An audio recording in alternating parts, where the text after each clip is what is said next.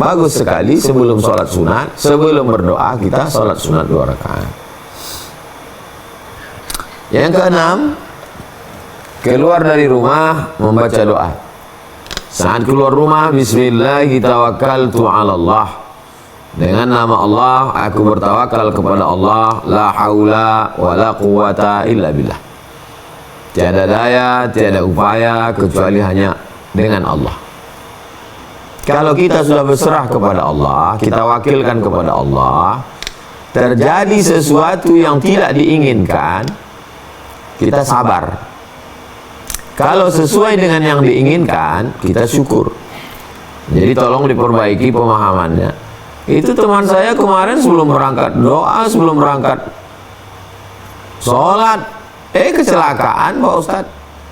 Berislam bukan berarti orang tidak ada ujian hidup. Setelah hijrah, setelah sholat, setelah zikir, kok hidup saya penuh dengan ujian Pak Ustadz? Ini orang nggak ngerti. Dengan berislam, dengan berhijrah, dengan bertaubat, dengan beragama Islam, bukan berarti hidup ini mulus-mulus aja. Yang sakit tetap sakit, yang mati tetap mati, yang rugi tetap rugi. Bedanya, sebelum berislam, sebelum berhijrah, stres, depresi, kedukun, makan obat penenang. Tapi setelah berhijrah, bertaubat, dia lebih kuat. Kalau cerita masalah sakit, maka para ulama pun sakit dekat dengan Allah SWT. Cerita masalah terbunuh, Sayyidina Abu Bakar Siddiq meninggal karena tua. Adapun Sayyidina Umar meninggal ditikam Abu Lu'lu'ah. Sayyidina Utsman ditikam, terbunuh. Sayyidina Ali bin Abi Thalib dibunuh oleh Abdurrahman bin Muljam. Sayyidina Hasan diracun. Sayyidina Husain bin Ali dibunuh di Karbala. Jadi jangan kita berpikir saya nanti kalau udah taubat hidup saya mulus aja. Yang namanya ujian itu tetap datang. Bedanya setelah kita hijrah, setelah kita taubat, kalau dia datang kita lebih kuat, kita lebih tegar, dan dia bernilai ibadah. Bahkan itulah ibadah yang paling besar. Ibadahnya namanya sabar. Ada lagi di atas sabar, nama ibadahnya ridha. Sururul qalbi ala madaratil qada. Hati tetap bahagia, senang menerima takdir ketetapan Allah. Jadi mesti diluruskan. Untuk apa kita doa? Untuk apa kita zikir? Untuk apa kita sholat sunat? Menguatkan kita. Kalau terjadi seperti yang kita inginkan, kita bersyukur. Kalau tidak sesuai dengan yang kita inginkan, kita bersabar. Bismillah, dengan nama Allah. Tawakkaltu 'ala Allah, kuserahkan semuanya kepada Engkau ya Allah.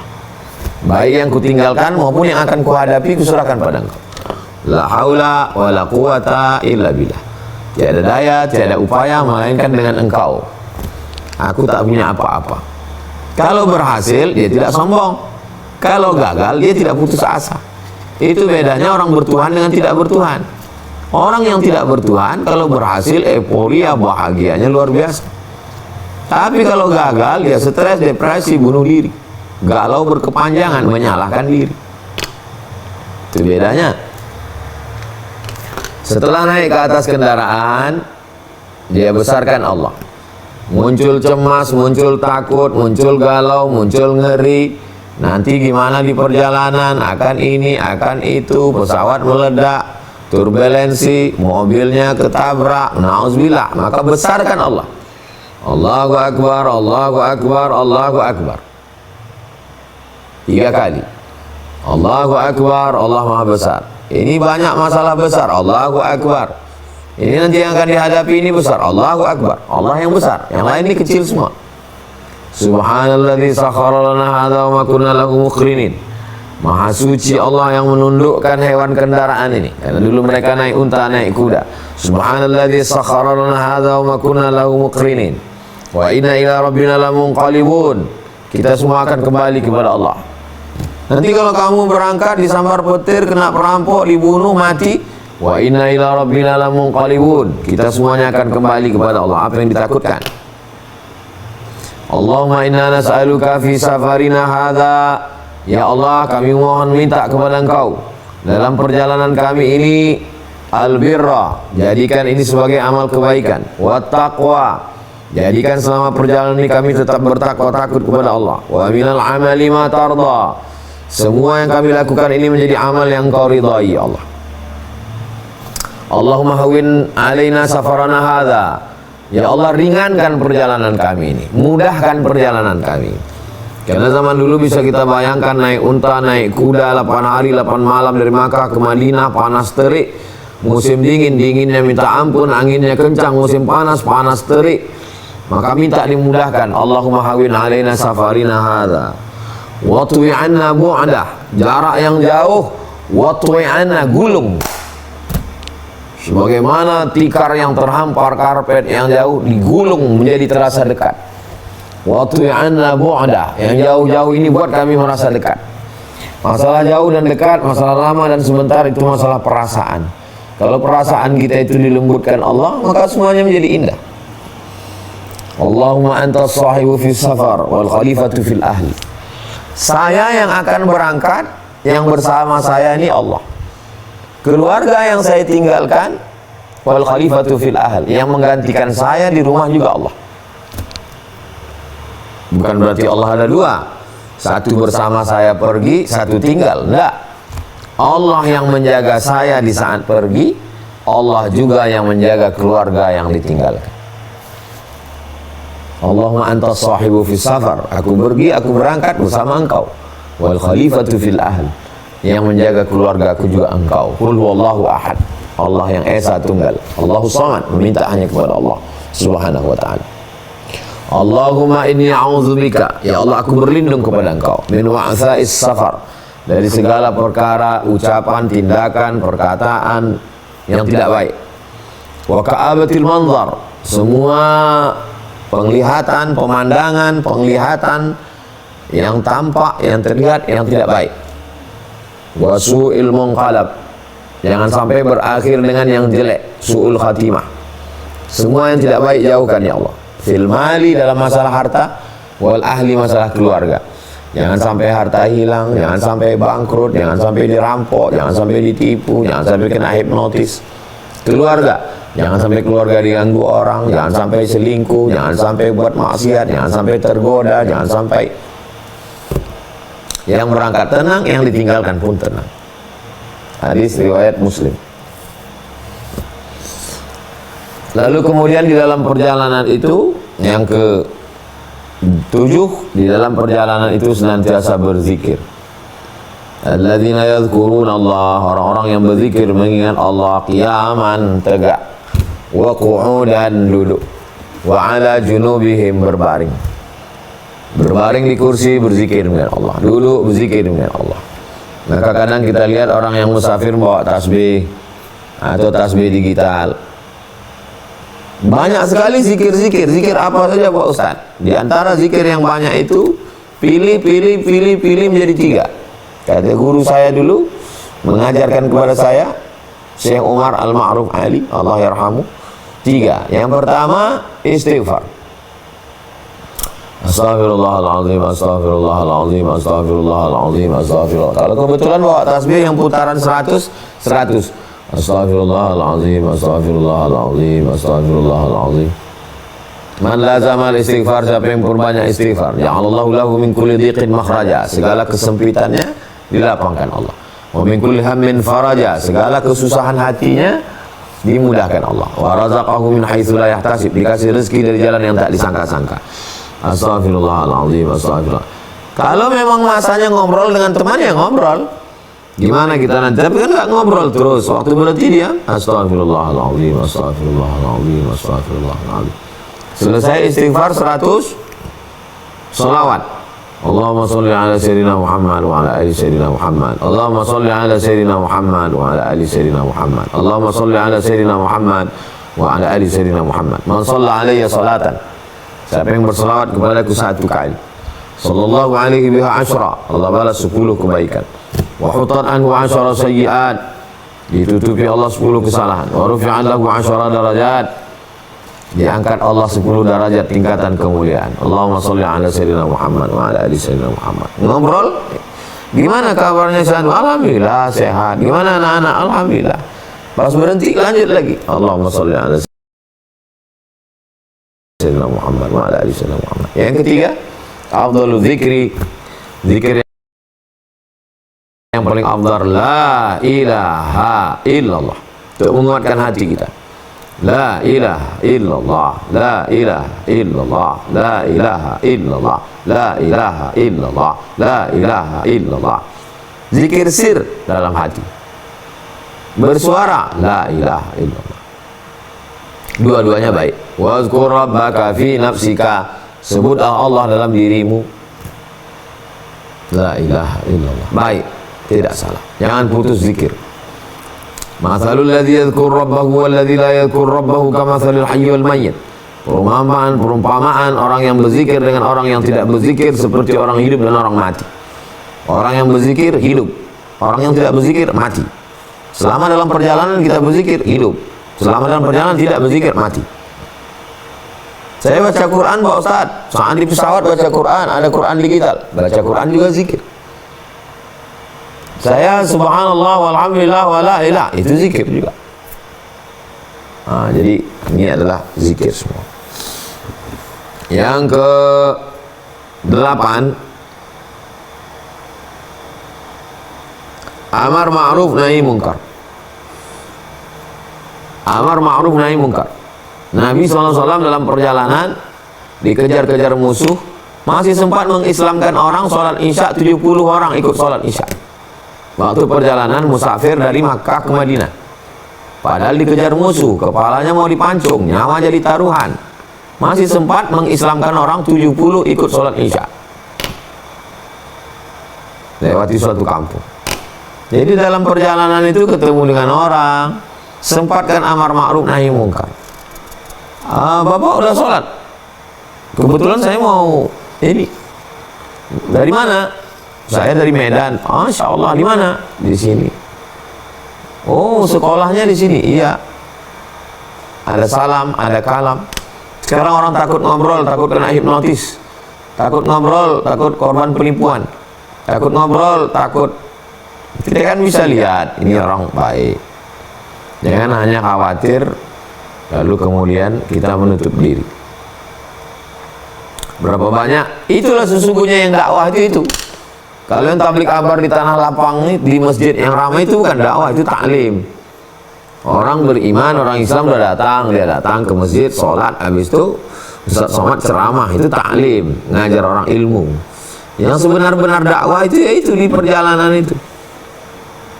Bisa ibu-ibu meyakinkan orang supaya pakai hijab, ya itulah dakwah itu. Yang sebelumnya nggak berhijab jadi berhijab, ya itu dakwah. Meyakinkan skincare aja bisa, masa meyakinkan hijab nggak bisa? Tanpa harus menggurui orang. Jadi komunikasinya baik. Amar ma'ruf nahi munkar. Yang paling rugi adalah orang yang pernah hidup tidak pernah amar ma'ruf nahi munkar. Nggak mesti ustad. Saya STM, saya SMK, saya sains, saya peternakan, saya pertanian. Yang namanya ngajak orang sholat, ngajak buat baik, itu nggak mesti dari fakultas syariah, nggak mesti dari fakultas usuluddin, nggak mesti jurusan tafsir, jurusan fikih. Nanti ketika masalah tanya jawab baru amar ma'ruf nahi munkar.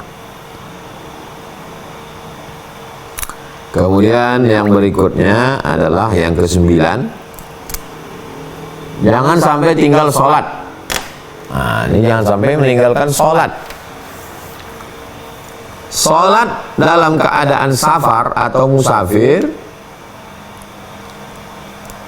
Dalam kitab Al-Fiqhul Islami wa Adillatu 88 km, sekian. Kalau mau dibulatkan 89.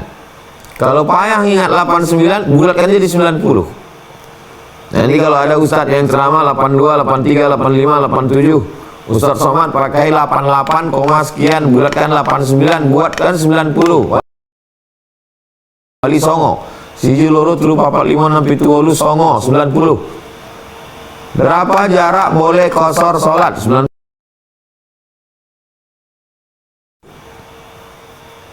Kalau jarak musafirnya 90 km dari Medan ke Jakarta, lebih 90 km.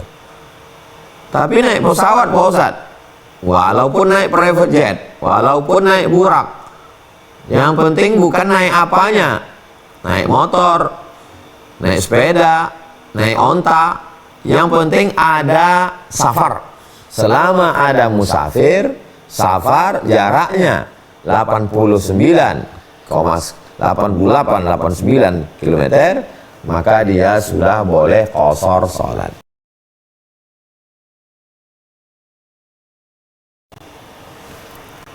Qasharnya itu dilaksanakan setelah dalam perjalanan, bukan dari rumah. Jadi kalau saya besok hari Kamis mau jalan, kebetulan dari rumah jam 12.30, saya tidak usah sholat zuhur dulu di rumah. Nanti sampai di airport sudah keluar surul balad, sudah keluar sur pagar negeri, perbatasan kota. Saya tinggal di Rimbo Panjang. Jadi kalau saya masuk ke airport Sultan Syarif Kasim, itu udah keluar dari pagar kampung halaman saya. Saya sudah boleh qashar. Jadi sampai di airport itu saya sholat zuhur 2 rakaat, jamak qashar, jamak takdim isya, jamak qashar, jamak takdim asar. Saya sholat zuhur 2 rakaat, jamak qashar, jamak takdim dengan asar. Habis itu salam, tegak iqamat, Allahu Akbar, Allahu Akbar, asyhadu an la ilaha illallah. Habis itu sholat asar 2 rakaat, jamak qashar, jamak takdim. Jadi imam atau jadi makmum, ayatnya bebas.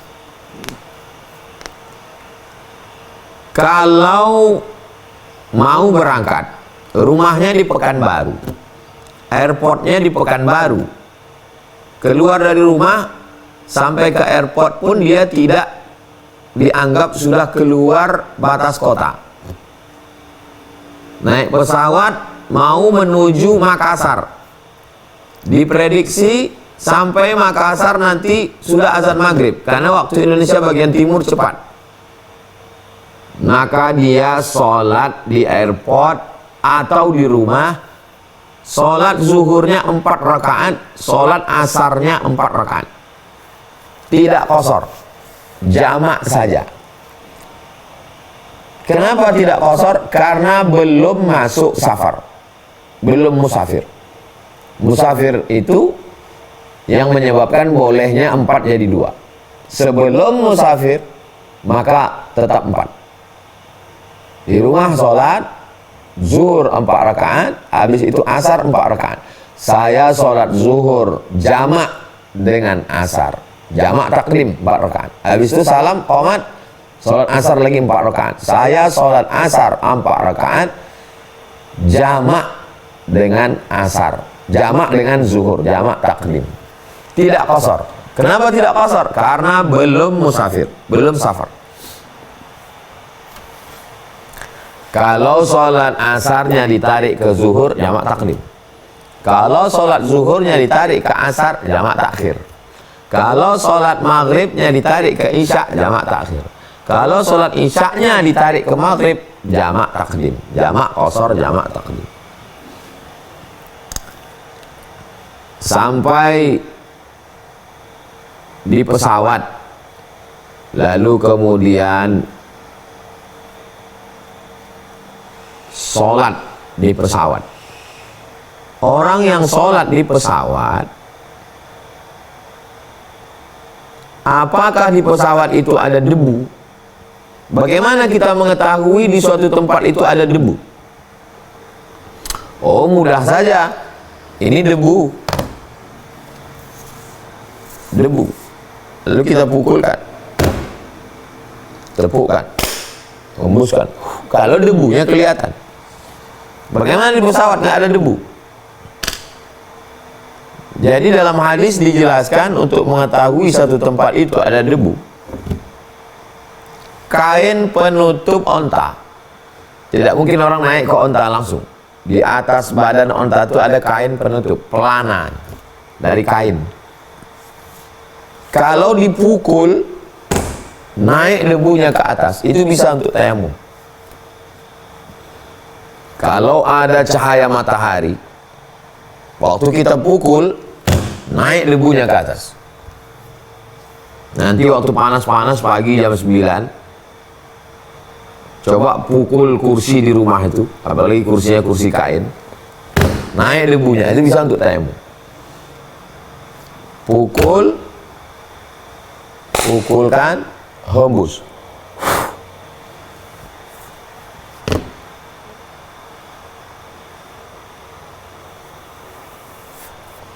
Debu ini dari kelingking. 1, 2, 3, 4, 5. Debu yang kelingking sini.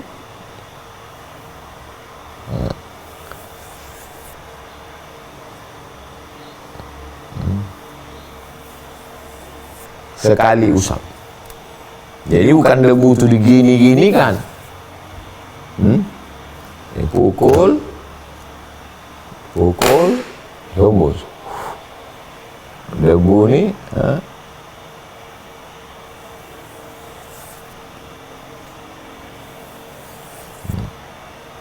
jangan sampai debunya mustakmal. Debu ini sekali saja. Siku, pukul, kan, hembus. Debunya 3. 1, 2, 3. Yang ini sini. 1, 2, 3. 1, 2, 3. Debu yang ini untuk bagian bawah, debu yang sini untuk bagian dalam, debu yang sini ke sini, debu yang sini, sini. Sekali saja. Kalau tayamum tidak ada air. Kalau ada air, pakai air. Sakit kronis, kata dokter nggak boleh pakai air. Kalau pakai jam tangan, buka jamnya. Pakai cincin, buka. Kaki tidak. Nggak ada mazhab apa yang dipakai kaki. Tak ada tayamum kaki. Tayamum hanya wajah dengan tangan saja. Wamsahu bi aidikum, bi wujuhikum wa aidikum. Wajah dan tangan saja. Orang yang boleh bertayamum tidak ada air sama sekali, atau ada air tapi dia tidak boleh pakai air karena sakit kronis. Salat tidak boleh ditinggalkan, walaupun dalam keadaan musafir, dalam keadaan air, tetap dilaksanakan sholat. Lalu kemudian yang terakhir, yang 10 adalah setelah sholat, yang terakhir 10 adalah ridha. Setelah tadi awal tadi buka dengan tawakal, bismillahi tawakkaltu 'ala Allah. Setelah itu puncak dari semuanya adalah ridha. Ridha habis semuanya. Sururul qalbi ala madaratil qada. Berusaha untuk bahagia menerima apapun yang terjadi. Sudah usaha, sudah ikhtiar, tiba-tiba delay. Berusaha untuk ridha. Mengamuk tidak menyelesaikan masalah. Mau ngamuk kemana? Ngamuk direkam. Habis itu malu sendiri. Apa yang bisa dilakukan di situ? Kalau saya nulis, ada yang bisa ditulis. Jadi tulisan-tulisan itu banyak jadi waktu delay itu. Jadi kalau nanti ada baca tiba-tiba Ustadz update-nya panjang, itu delay itu. Bagaimana menikmati situasi keadaan? Kak, bisa ada tulisan tentang wali itu kemarin munculnya sedang delay. Cari bahan-bahannya, dapat bahannya, pas naik ke atas, di atas itu ditulis. Kebetulan nggak bisa tidur, kalau bisa tidur, alhamdulillah. Bagaimana berkompromi dengan hati, bagaimana bersahabat dengan keadaan. Kalau kita lawan keadaan ini, kita stres, jantung kita tak normal, darah tinggi naik, gula naik, badan gemetar, sampai ke rumah sakit. Menikmati keadaan, ridha, sururul qalbi ala madaritil qada, berusaha untuk hati bahagia menerima ketetapan Allah Subhanahu wa taala. Itulah 10 persiapan dalam musafir. Demikian Bang Alvin, saya kembalikan ke Bang Alvin Firdaus. Assalamualaikum warahmatullahi wabarakatuh. Waalaikumsalam warahmatullahi wabarakatuh. Masya Allah, tabarakallah. Ada 10 poin ya, Bang Akar, Allah, 10 poin. Yang pertama, yang paling fundamental itu adalah tentang niat. Bahwa yang membedakan kita dengan lain adalah pada niatnya. Artinya safar kita dalam konteks apa itu, bisnis kah, kantor kah, traveling kah, semuanya karena ibadah untuk Allah. Nah, kita safar itu di hari Kamis yang ketiga harus mengangkat seorang amir ketika safar, pemimpin gitu ya, pemimpin rombongan, tour guide. Saya perjalanannya teratur. Kemudian yang keempat, ucapkan selamat tinggal untuk orang yang ditinggalkan. Berangkatnya karena Allah, menitipkannya juga kepada Allah. Kemudian yang kelima, jika hendak bepergian kita disunahkan untuk sholat sunnah 2 rakaat. Yang keenam, berdoa. Yang ketujuh, di dalam perjalanan senantiasa doakan zikir, istighfar, sholawat. Kemudian dari zikir yang paling afdal, la ilaha illallah. Kemudian yang ke-8, amar ma'ruf nahi mungkar. Yang ke-9, jangan sampai meninggalkan sholat. Nah, ini ada keringanan dalam perjalanan safar, bahwa boleh mengkosor sholat kita, menjadikan satu dan memperpendek gitu ya, ketika syaratnya terpenuhi ya. Tadi Ustadz menyampaikan bahwa syaratnya ketika sudah 90 km, dibulatkan ya 90 km.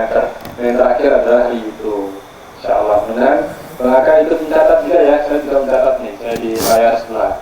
Baik, insya Allah, warahmatullahi, kita akan lanjut ke sesi berikutnya, sesi tanya jawab. Saya dari tadi sengaja matikan ya, supaya kajiannya kondusif, karena beberapa yang merasa terganggu katanya ketika kajian, kalau headsetnya muncul di atas. Nah, insya Allah setelah ini kita akan langsung ke sesi tanya jawab ya. Kalau mungkin dari Abang Aka ada kebingungan terkait safar ini, insya Allah kita akan pilih beberapa. Tapi sebelum itu saya mengajak Bapak Rahmat Allah, di awal tadi video yang kami sampaikan bahwa kita ada program Mama Soleh untuk pembangunan Pondok Pesantren Az-Zahra di Ribu Panjang. Kalian ini ikut kontribusi, gampang banget caranya. Linknya kami share di kolom chat ya, kolom chat, langsung klik linknya dan di save kalau bisa, transaksinya nanti di akhir. Jangan sampai kelewatan momen kesempatan ini. Insya Allah mudah-mudahan jadi amal jariah untuk kita semua. Amin Allahumma amin. Baik, langsung saja. Pertanyaannya kita mulai dari saya dahulu. Insya Allah dari saya dahulu. Ustaz, tadi kan ada beberapa rukhsah gitu ya yang saya sampaikan. Salah satunya adalah sholat. Apakah ada rukhsah yang lain dalam ibadah ketika kita dalam kondisi yang safar begitu, jadi musafir? Itu yang pertama. Yang kedua, kalau kondisinya seperti ini Ustaz, kita sudah sholat kosor misalnya di tempat musafir kita gitu ya, di tempat bukan mukim kita sudah sholat kosor, kemudian kita lakukan perjalanan pulang. Nah, sampai di rumah itu masih ada waktu, misalnya andaikanlah kita mengkosornya kosor ini takdim Ustaz ya. Jadi masih ada waktu untuk sholat asar. Jadi di sana tuh baru terdengar, kita sampai di rumah, terus terdengar suara azan asar. Apakah kita berkewajiban untuk melaksanakan sholat asar lagi Ustaz? Mungkin dua itu saja pertanyaan Ustaz. Faman kana minkum maridan, siapa yang sakit, au ala safarin, atau musafir, fa'iddatum min ayyamin ukhar, ganti di hari yang lain. Ini puasa. Siapa yang sakit atau musafir, musafirnya jarak qasar salat. Jadi musafir yang boleh menggugurkan puasa, makan dia, maka itu adalah jaraknya jarak qasar salat. Tapi bagi yang terus puasa juga boleh. Maka ketika sahabat musafir dari kota Madinah ke Makkah, la yalumanna minna shaim al-muftir. Yang puasa tidak mengejek yang enggak puasa, yang enggak puasa enggak ngejek yang puasa.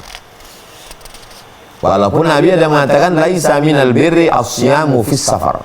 Bukanlah suatu perbuatan baik melakukan puasa dalam keadaan musafir, karena dikhawatirkan lemah. Tapi ada orang yang tetap kuat, maka silakan lanjutkan puasa. Bagi yang tidak mampu, fa'iddatu min ayyamin ukhar, ganti di hari yang lain. Puasa Ramadan, puasa wajib. Berangkat dari Jakarta pukul 1, mau ke Pekanbaru, penerbangan 1 jam 30 menit. Berangkat dari Jakarta, sholat qasar jamak takdim. Zuhur 2 rakaat, habis itu asar 2 rakaat. Berangkat jam 1. Berangkat jam 2. Sampai Pekanbaru, urusan itu ini segala macam, keluar ambil koper, keluar jam 4. Masih ada waktu asar. Apakah wajib sholat asar di Pekanbaru? Tidak wajib lagi, karena sudah dilaksanakan dalam safar. Lalu yang wajib mengulang itu kapan? Yang wajib mengulang itu konteksnya begini. Mau berangkat dari Pekanbaru ke Jakarta, lalu dijamaklah sholat zuhur dengan asar, jamak takdim. Sholat zuhur 4 rakaat karena belum musafir di rumah. Sholat zuhur 4 rakaat, habis itu sholat asar 4 rakaat. Sampai di airport, datang telepon, acara batal karena Pak Menteri keluar negeri. Acara kita seminggu lagi. Pulanglah ke rumah, nanti waktu asar sholat asar lagi. Kenapa? Karena perjalanannya tidak terjadi. Perjalanannya tidak terjadi, sholatnya sudah dilaksanakan, karena tidak terjadi perjalanan, tidak ada ilat sebabnya. Sebabnya itu yang menjadikan sholat itu boleh digabung. Sebabnya tidak ada, maka batal. Demikian. Wallahu a'lam bishawab, Bang Alfi.